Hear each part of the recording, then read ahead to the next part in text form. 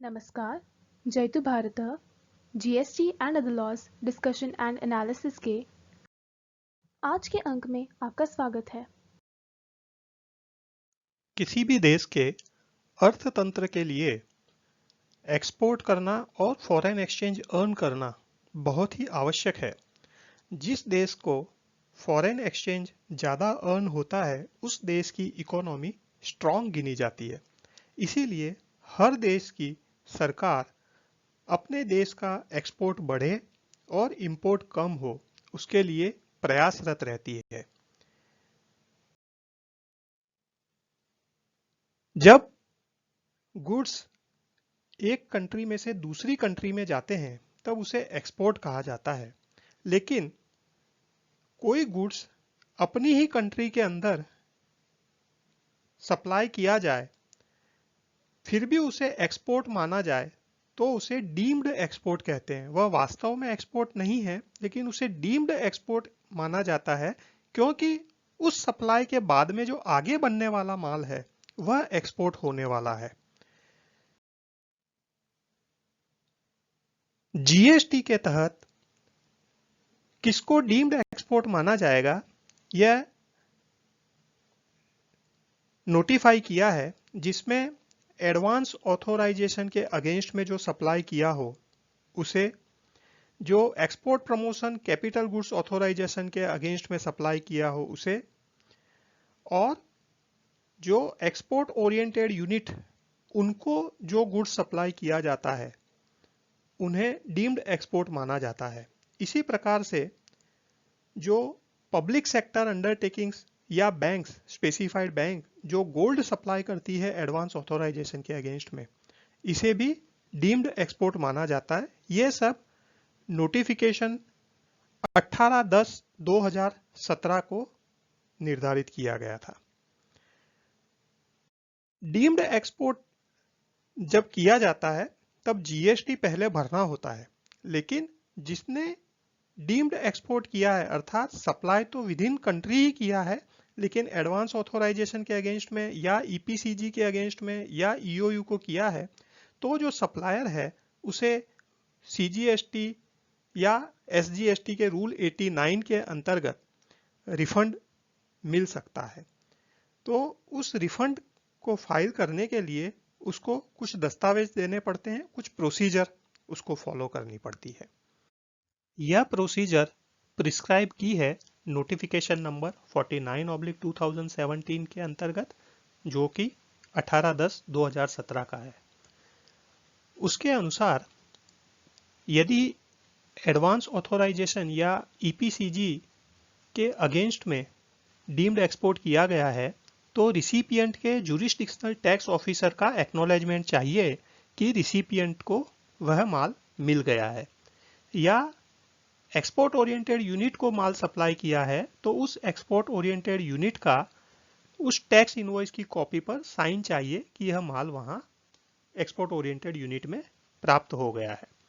इसके अलावा जो डीम्ड एक्सपोर्ट के रिसिपिएंट हैं उनकी तरफ से यह भी अंडरटेकिंग चाहिए कि वे ना तो उस प्राप्त हुए माल पर इनपुट टैक्स क्रेडिट लेंगे और ना ही उस माल पर रिफंड क्लेम फाइल करेंगे, और जो सप्लायर है वह उसका रिफंड क्लेम फाइल कर सकता है। इस प्रकार जो डीम्ड एक्सपोर्ट हुआ है उस माल पर अल्टीमेटली सरकार के पास जीएसटी की कोई आमदनी नहीं होती, क्योंकि जो जीएसटी भरा गया है वह सरकार की तरफ से वापस रिफंड कर दिया जाता है।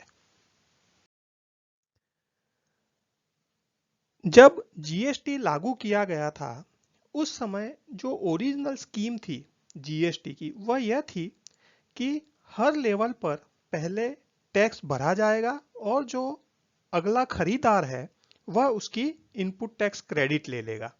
उसके बाद में वह जब आगे माल बेचेगा, सप्लाई करेगा, तब वह इस इनपुट टैक्स क्रेडिट को उपयोग कर लेगा अपना जीएसटी भरने के लिए। यदि वह एक्सपोर्ट करता है तो वह टैक्स भर के भी एक्सपोर्ट कर सकता है और उसका उसे रिफंड मिल जाएगा, या बिना टैक्स भरे भी एक्सपोर्ट कर सकता है और उसकी एक अलग प्रोसीजर है इनपुट टैक्स क्रेडिट का रिफंड लेने की, वह कर सकता है। लेकिन जीएसटी लागू होने के शुरुआत के समय में ही ट्रेड की तरफ से यह सरकार से निवेदन किया गया कि यह प्रोसीजर फॉलो करने में काफ़ी फंड ब्लॉक हो जाता है, क्योंकि एक सप्लायर से दूसरे के पास माल जाता है, उस समय टैक्स भर के गया और अल्टीमेटली वह माल एक्सपोर्ट होता है और उसका रिफंड आने में टाइम लग जाता है, तो उतना पीरियड फंड ब्लॉक हो जाता है, जिससे हमारी जो एक्सपोर्ट कॉम्पिटिटिवनेस है उस पर एडवर्स इम्पैक्ट होता है। तो इसके बाद में जीएसटी काउंसिल और सरकार ने त्वरित निर्णय लिया और 23 अक्टूबर 2017 को नोटिफिकेशंस इश्यू किए कि यदि यह माल अल्टीमेटली एक्सपोर्ट के लिए सप्लाई हो रहा है, जिसे हम कॉमन लैंग्वेज में मर्चेंट एक्सपोर्टर के थ्रू एक्सपोर्ट बोलते हैं, तो उसमें पूरा टैक्स सप्लायर को भरने की आवश्यकता नहीं है, जिसके कारण से सप्लायर का भी फंड ब्लॉक नहीं होगा और जो अल्टीमेटली एक्सपोर्टर है उसका भी फंड ब्लॉक नहीं होगा। तो उसके लिए वो नोटिफिकेशन में यह दर्शाया गया कि उस पर केवल 0.10% आईजीएसटी या 0.05% सीजीएसटी प्लस 0.05% एसजीएसटी इतना भर के और वह मर्चेंट एक्सपोर्टर को माल सप्लाई किया जा सकता है, वहां से वह एक्सपोर्ट कर देगा, जिसकी अलग से पूरी प्रोसीजर बताई हुई है, वो मैं अलग से कभी वीडियो में बताऊंगा। लेकिन अभी फिलहाल का पर्पज ये है कि इस तरह का जो सप्लाई होता है जो अल्टीमेटली एक्सपोर्ट होने वाला है, उसमें भी पूरा जीएसटी नहीं भरा जाता है, केवल नाम मात्र का 0.10% का आईजीएसटी भरा जाता है। जैसा मैंने आपको पहले बताया कि शुरुआत में जीएसटी की स्कीम में यह था कि यदि कोई इंपोर्ट भी कर रहा है माल, तो पूरा कस्टम्स ड्यूटी और उस पर जो आईजीएसटी भरना है वह भर के वो माल इंपोर्ट करेगा। आईजीएसटी की या कंपनसेशन सेस की जो भी उनको इनपुट टैक्स क्रेडिट मिलनी है वो मिल जाएगी। उसमें से यदि माल बन के एक्सपोर्ट होता है तो उस एक्सपोर्ट के ऊपर फिर से वह टैक्स भर के उसका वह रिफंड ले सकता है। लेकिन इसमें भी जैसा मैंने आपको पहले बताया, ट्रेड की तरफ से यह निवेदन आया कि यह सारी प्रोसीजर में फंड ब्लॉक हो जाने के कारण से हमारे देश का एक्सपोर्ट कॉम्पिटिटिवनेस घट जाता है। इसलिए जो कस्टम्स के कुछ नोटिफिकेशंस थे, जैसे एक्सपोर्ट प्रमोशन कैपिटल गुड्स के सामने इंपोर्ट करना या अलग अलग तरह के एडवांस ऑथोराइजेशंस के अंतर्गत इंपोर्ट करना, तो उसके लिए भी सरकार ने कस्टम्स के नोटिफिकेशंस में 13 अक्टूबर 2017 को संशोधन कर दिया और उसके हिसाब से यदि in export promotion capital goods scheme के अंतर्गत या एडवांस ऑथोराइजेशन स्कीम्स के अंतर्गत यदि कोई इंपोर्ट हो रहा है तो उसमें आईजीएसटी और कंपनसेशन सेस भरने में से उनको एग्जम्पशन दे दिया। यह जो डीम्ड एक्सपोर्ट से रिलेटेड नोटिफिकेशन, मर्चेंट एक्सपोर्टर के थ्रू एक्सपोर्ट करने का नोटिफिकेशन और एडवांस ऑथोराइजेशन तथा ईपीसीजी के अंडर इंपोर्ट करने के नोटिफिकेशन है, वह 18, 23 और 13 अक्टूबर 2017 को इश्यू किए गए। इसी संदर्भ में रूल 96 और रूल 89 उन दोनों में भी 23 अक्टूबर 2017 से इफेक्टिव हो इस तरह के कुछ संशोधन किए गए हैं। उसके बारे में मैं अगले अंक में बताऊंगा। सरकार की शायद मंशा यह है कि डबल बेनिफिट नहीं होना चाहिए, तो जीएसटी में डबल बेनिफिट है या नहीं पता नहीं, लेकिन देखो ये तो दादाजी और उनके प्रपौत्र डबल बेनिफिट ले रहे हैं।